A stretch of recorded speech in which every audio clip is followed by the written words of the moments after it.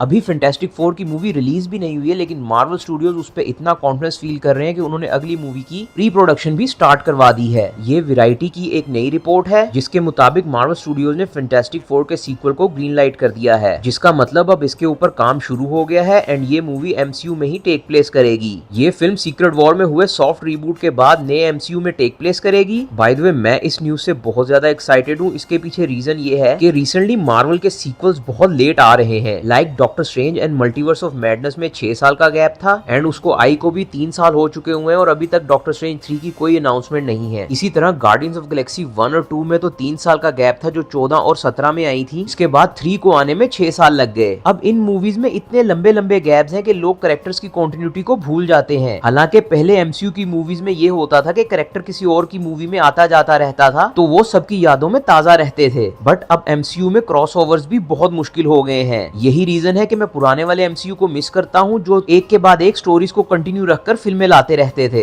That's why I wish, और मुझे लग भी रहा है कि मार्वल अब अपने पहले वाले ट्रैक पर वापस जा रहा है और हमें सीक्वल्स जल्द से जल्द देखने को मिला करेंगे, जो एक मार्वल फैन के लिए बहुत उम्दा खबर है। बाय द वे अभी प्रोडक्शन स्टार्ट करने का मतलब ये बिल्कुल नहीं है कि हमें अगली फिल्म 1 साल में देखने को मिल जाएगी। प्री प्रोडक्शन का मतलब ये है कि पहले स्क्रिप्ट के ऊपर काम होता है, उसके बाद मूवी की प्रोडक्शन स्टार्ट होती है जिसमें प्रिंसिपल फोटोग्राफी होती है, जिसके बाद एडिटिंग एंड वीएफएक्स का काम शुरू होता है, फिर जाकर मूवी रिलीज होने लायक बनती है। एंड इस पूरे काम में अगर किस्मत अच्छी रहे तो 2 से 3 साल लग जाते हैं। इट मींस अगर ये मूवी की प्रोडक्शन अभी स्टार्ट हुई है तो हमें ये मूवी देखने को मिल जाएगी 2029 तक, अगर तब तक दुनिया तबाह ना हो गई। वैसे करने को चाहे तो ये मूवी को 28 में भी रिलीज कर सकते हैं, लेकिन उन्होंने पहले ही उसमें 4 फिल्मों की रिलीज डेट कंफर्म कर दी हुई है। वैसे हो सकता है कि ये फिल्म उन 4 फिल्मों में से भी एक हो, बट उसके चांसेस कम लग रहे हैं क्योंकि स्केड्यूल बहुत टाइट है। देन थोड़ी सी स्पेकुलेशन हम कर लेते हैं फैंटास्टिक फोर 2 मूवी के लिए कि मुझे उस फिल्म से क्या उम्मीदें हैं। मुझे लगता है पार्ट 2 में वो वलेरिया रिचर्ड को इंट्रोड्यूस कर सकते हैं जो Reed Richard and Sue Storm की बेटी है